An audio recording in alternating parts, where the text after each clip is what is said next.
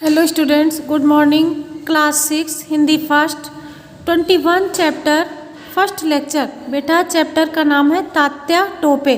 तात्या टोपे जब झांसी की रानी वीरगति को प्राप्त हुई तो उसके बाद की कहानी इसमें दी गई है। चलिए चैप्टर शुरू करते हैं।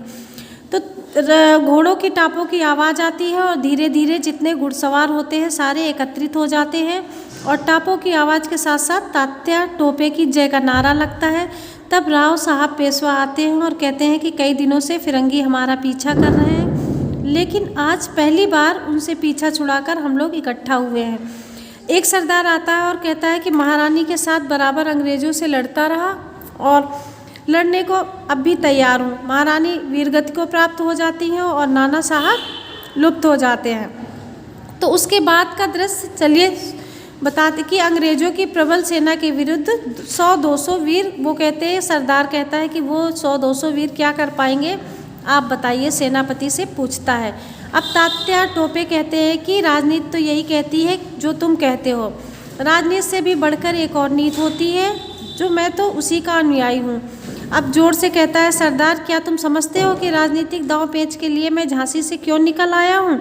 नहीं, बिल्कुल नहीं। तुम्हें तो आशा है कि यदि भारत की, वो ये कहता है कि मुझे आशा है अगर भारत की जनता मेरा साथ दे तो हम इन गोरों को हरा सकते हैं। अब सरदार कहता है कि सेनापति, मैं पूर्ण रूप से आपके साथ हूँ और आप जैसा चाहें वैसा करें। तात्या टोपे कहते हैं कि मेरे भाई, हमेशा सफलता से ही प्रत्येक बात को नहीं कूदा जा सकता। मैं तो इस संबंध में सोचता हूँ कि यदि हम 100-200 आदमी कुछ नहीं कर सकते तो हम लोग घर लौटकर क्या करेंगे। इससे अच्छा यही है कि स्वतंत्रता की लड़ाई में गीता में भी ये वचन कहा गया है, उसमें मुझे विश्वास है कि लड़ते हुए मरेंगे तो स्वर्ग प्राप्त होगा और यदि जीत जाएंगे तो स्वतंत्र भारत के दर्शन होंगे। तो किसी भी दशा में हमें झंडे को झुकाना नहीं चाहिए।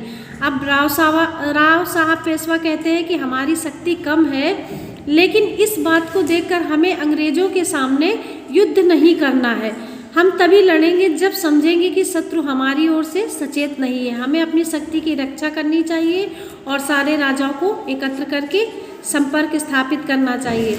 दूत कहता है कि सेनापति, अंग्रेज़ों की एक टुकड़ी बहुत पास में आ गई है। तो तात्या टोपे कहते हैं कि मैं ऐसी आशंका कर रहा हूँ कि अंग्रेज़ जानते हैं कि हम लोगों पर भी उनके साम्राज्य का वर्तमान और भविष्य लटक रहा है। हम भी तैयार हैं। सब लोग तैयार हो जाते हैं और भारत माँ का नारा लगाते हैं।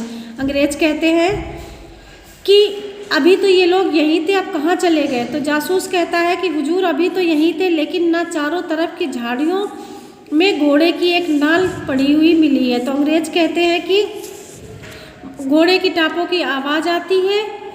राव साहब कहते हैं कि हमारी सेना थक गई, बहुत दिनों से भाग रही है। अब बेटा आपका ये लेक्चर यहीं तक, अगला लेक्चर कल पढ़िएगा। आप लोग अपना होमवर्क नोट कीजिए। ये शब्द अर्थ बेटा आपको अपनी नोटबुक में लिखना है और लिखने के साथ साथ आपको लर्न भी करना है। अगला लेक्चर कल पढ़िएगा। Thank you class.